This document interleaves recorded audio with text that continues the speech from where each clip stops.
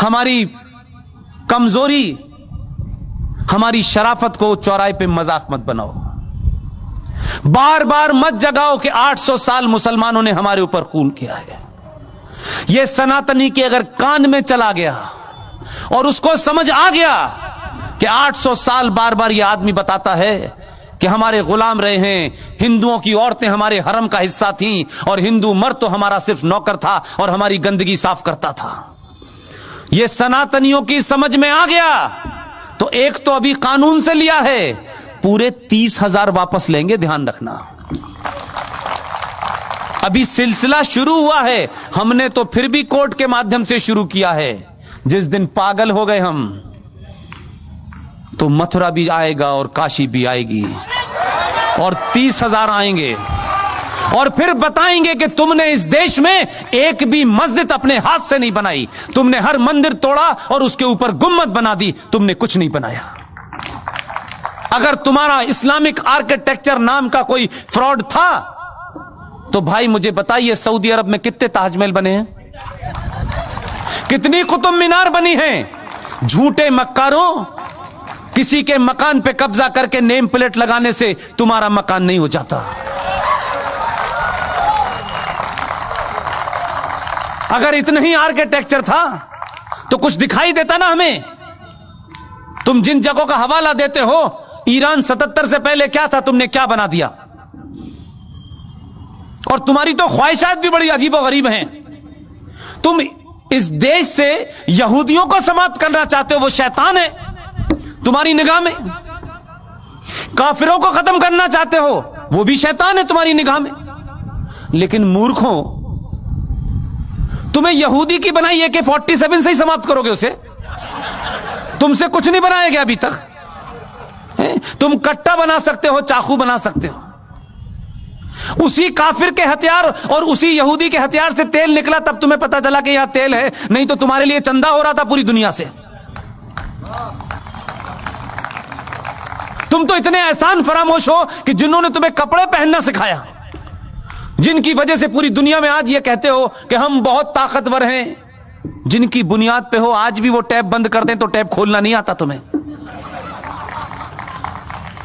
चटाई और लोटा लेकर के अल्लाह को याद करने से कुछ नहीं होता। और आप इतने मक्कार हैं, इतने बुज़दिल हैं, आपका ईमान तो उस दिन पता चल गया कि आप रहते हिंदुस्तान में हैं, लेकिन आपका दिल धड़कता है फलस्तीन के मुसलमान के लिए, जिससे आपका कोई रिश्ता नहीं है। लेकिन अगर फलस्तीन के मुसलमान के लिए भारत की सरकारों पे दबाव बनाया जाए कि साहब फलस्तीन के हकों की, उनके मानव अधिकारों का हनन हो रहा है, तो हम इजराइल से संबंध नहीं रखना चाहिए।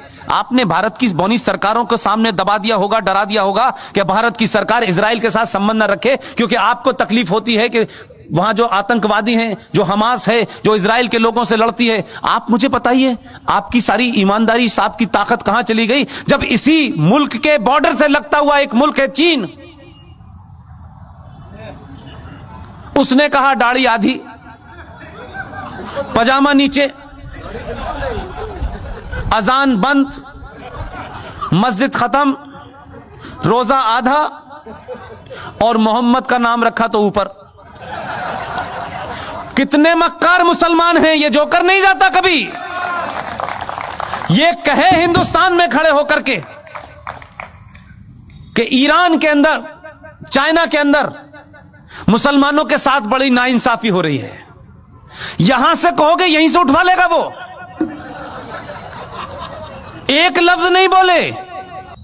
आपको जवाब देना आना चाहिए। ये जो ताकतें हैं जिन्होंने इस देश में हिंदू मुस्लिम भाईचारे की आड़ में इस देश को मुसलमानों ने खोखला कर दिया। केरला बन गया, कोई मुसलमान नहीं बोला। एक अखलाक के साथ चंद गुंडों ने, चंद बदमाशों ने, चंद बेवकूफ लोगों ने र्यूमर के चलते या किसी गलतफहमी के चलते या थोड़ी देर के लिए मान ले किसी सही फहमी के चलते भी उसकी हत्या कर दी। इस देश की मेजॉरिटी ने कहा यह गलत है, उसको सजा हुई, वो जेल में है। बेईमान मुसलमानों, मक्कार कितने बौने और कितने छोटे हो तुमने क्या किया? 5.5 लाख कश्मीरी हिंदू पंडितों को, जहां मुसलमानों का राज था, आपने उनकी पूजा पद्धति के कारण मस्जिदों और कुरान का सहारा लिया। 5.5 लाख कश्मीरी हिंदू पंडितों को अपनी ही धरती से मार के भगा दिया। हिंदुस्तान में एक भी मुसलमान, दाढ़ी वाला और बेदाढ़ी वाला, लिबरल, मॉडर्न, बॉलीवुड से लेकर के आसाम तक एक भी मक्कार मुसलमान नहीं निकला जिसने यह कहा हो कि भारत की धरती के ऊपर यह कैसे हो सकता है, कैसे इन कश्मीरी पंडितों को मारा गया, इनका कसूर क्या था, यह बताओ। एक नहीं खड़ा हुआ, चुपचाप हो गए, ये होने दिया। लेकिन बार बार बीच में निकल में आते, हमारे साथ बड़ी ज्यादती हो रही है, अभी तो शुरू हुई है। इसलिए मैं बार बार कहता हूं, आप अपने फंडों को क्लियर रखें, किसी गफलत के शिकार ना हो। ये जो इस्लामिक आतंकवाद इस देश में है, जिसे कॉन्स्टिट्यूशनली, सोशली, पॉलिटिकली इस देश में बढ़ावा दिया गया है, ये जो घर वापसी आप कहते हैं, घर वापसी तो होनी चाहिए, लेकिन ये वो घर वाली वापसी जिसमें आप बिजी हो, उसमें मैं बिजी नहीं हूं। ये घर वापसी 1947 से होना शुरू हो गई है। अभी 35 पे 370 गया है, मंदिर वापस आया है। अभी काशी भी लेना है, मथुरा भी लेना है। इसके बाद में यूनिफॉर्म सिविल कोड भी आना है। इसके बाद में एंटी कन्वर्जन भी आना है कि जिनकी किताब ये कहती है कन्वर्ट करो, उनका दिल भर जाए। इस बार इतना कन्वर्ट करेंगे, चिंता मत कीजिएगा। इसलिए आने वाले दिनों में बहुत सारे बिल तैयार हैं। इसलिए मैंने आपसे कहा, चुनाव के हार जीत से कोई फर्क नहीं पड़ता है। चुनाव हार जाएं, लेकिन राष्ट्र नहीं हारना चाहिए। आप सब लोगों ने मेरी बातचीत सुनी और आखिर में सिर्फ इतना ही कहता हूं, सनातन के परिवार का हाथ पकड़ लीजिए, दुनिया में किसी के पैर छूने की हिम्मत जरूरत नहीं पड़ेगी। बहुत बहुत शुक्रिया, थैंक यू वेरी मच।